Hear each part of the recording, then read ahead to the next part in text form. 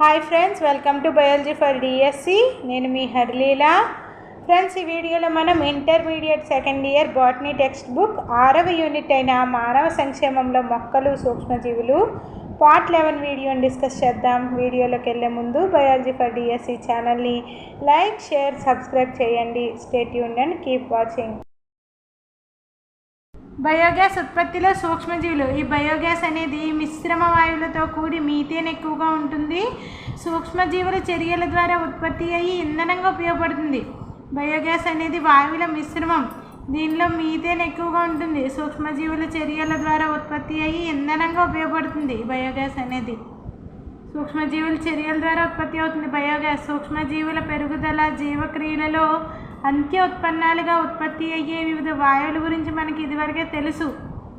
ఈ విడుదలయ్యే వాయువు రకం సూక్ష్మజీవుల పైన, అవి ఉపయోగించుకునే కర్బన అధస్థ పదార్థాలపైన ఆధారపడి ఉంటుంది. ఈ విడుదలయ్యే వాయువు యొక్క రకం అనేది సూక్ష్మజీవుల పైన, అవి ఉపయోగించుకునే కర్బన అధస్థ పదార్థాలపైన ఆధారపడి ఉంటుంది. ఇంతకుముందు ఉదాహరించిన తడిపిన పిండి ముద్ద డో, జున్ను తయారీ, మత్తు పానీయాల ఉత్పత్తికి సంబంధించిన కిణ్వన క్రియలో ఉత్పత్తి అయ్యే ప్రధాన వాయువు కార్బన్ డైఆక్సైడ్.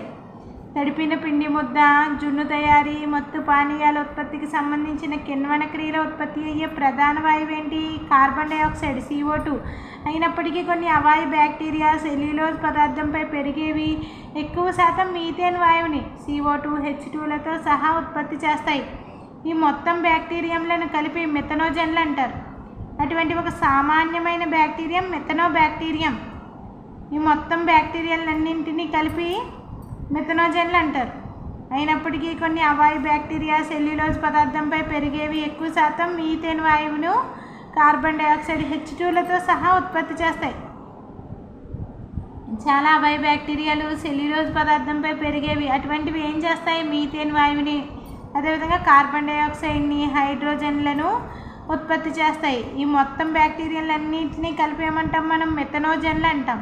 అటువంటి ఒక సామాన్యమైన బ్యాక్టీరియమే మెథనోబాక్టీరియం. ఇటువంటి మొత్తం బ్యాక్టీరియంలను కలిపి మెథనోజన్లు అంటాము. అటువంటి ఒక సామాన్యమైన రకం ఏంటంటే మెథనోబాక్టీరియం. ఈ బ్యాక్టీరియం సాధారణంగా మురుగునీటిని శుద్ధి చేసే ప్రక్రియలోని వాయురహిత మురుగుమట్టిలో ఉంటుంది. ఈ మెథనోబాక్టీరియం ఎక్కడ ఉంటుందంటే మురుగునీటిని శుద్ధి చేసే ప్రక్రియలో వాయురహిత మురుగుమట్టిలో ఉంటుంది. మెథనోబాక్టీరియం వాయురహిత మురుగుమట్టిలో ఉంటుంది. పశువుల జీర్ణకోశంలోని ఒక భాగంలో కూడా ఈ బ్యాక్టీరియంలో ఉంటాయి.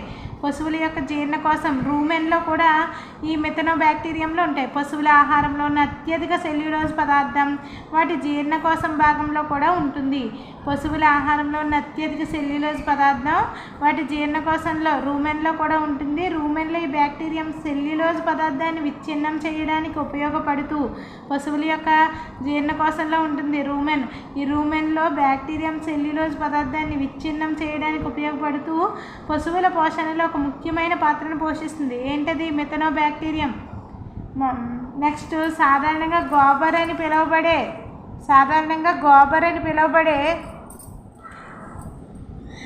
పశువుల వ్యర్థం పేడలో ఈ బ్యాక్టీరియంలు ఎక్కువగా ఉంటాయి. పేడను ఉపయోగించి బయోగ్యాస్ అంటే గోబర్ గ్యాస్ను ఉత్పత్తి చేస్తారు. ఇక్కడ పశువుల గోబర్ అని పిలువబడే పశువుల వ్యర్థంలో ఈ మెథనోబాక్టీరియంలు ఎక్కువగా ఉంటాయి. పేడను ఉపయోగించి బయోగ్యాస్ అంటే గోబర్ గ్యాస్ని ఉత్పత్తి చేస్తారు. నెక్స్ట్, బయోగ్యాస్ ప్లాంట్లోని భాగంగా ఒక సిమెంట్ ట్యాంక్ 14 నుంచి 15 అడుగుల లోతు కలిగి ఉంటుంది. ఇక్కడ సిమెంట్ ట్యాంక్ అనేది ఉంటుంది. 14 నుంచి 15 అడుగుల లోతు కలిగి ఉంటుంది. దీనిలోకి జీవ వ్యర్థ పదార్థాలను సేకరించి దానికి పలుచగా ఉండే పేడను కలుపుతారు. దీనిలోని జీవ వ్యర్థ పదార్థాలను సేకరించి దానికి పలుచగా ఉండే పేడను స్లర్రీని కలుపుతారు. ఈ పలుచని పేడ భాగంపై తేలుతూ ఉండే ఒక మూతను ఉంచాలి. సూక్ష్మజీవులు పనిచేయే సామర్థ్యం వల్ల ట్యాంక్ లోపల వాయువు ఏర్పడి ఈ మూసిన భాగం పైకి జరుగుతుంది. ఈ బయోగ్యాస్ పరికర నిర్మాణంలో బయటికి పోవు మార్గం ఒక పైపు ద్వారా దగ్గరలోని నివాస గృహాలను కలుపుతూ బయోగ్యాస్ని సరఫరా చేస్తుంది. ఉపయోగించబడిన పలుచని వ్యర్థం పేడ మరొక మార్గం ద్వారా విడుదలవుతుంది. దీనిని ఎరువుగా ఉపయోగించవచ్చు. ఉపయోగించబడిన పలుచని వ్యర్థం పేడ అనేది మరొక మార్గం ద్వారా విడుదలవుతుంది. దీనిని ఎరువుగా ఉపయోగించవచ్చు. గ్రామంలోని పశువులను అనేక విధాలుగా ఉపయోగించుకోవడం వలన ఇక్కడ పశువుల వ్యర్థం ఎక్కువ మొత్తంలో లభ్యమవుతుంది. అందుచేత బయోగ్యాస్ నిర్మాణాలను చాలా మటుకు ఎక్కువగా గ్రామీణ ప్రదేశాలను నిర్మిస్తారు. బయోగ్యాస్ నిర్మాణాలని ఎక్కడ నిర్మిస్తారు? గ్రామీణ ప్రదేశాల్లో నిర్మిస్తారు. ఇలా ఉత్పత్తి అయిన బయోగ్యాస్ దీపకాంతిగా వంట చేయుటకు వినియోగిస్తారు. ఒక బయోగ్యాస్ నిర్మాణం ఎలా ఉంటుందో మనకి పటంలో చూపబడింది. ఇది జీర్ణం చేసే భాగము, వాయువులను పట్టి ఉంచే భాగము.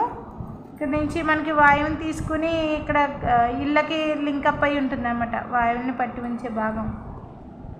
నెక్స్ట్, భారతదేశంలో బయోగ్యాస్ ఉత్పత్తి చేసే సాంకేతిక పరిజ్ఞానం ముఖ్యంగా భారత వ్యవసాయ పరిశోధన సంస్థ, భారత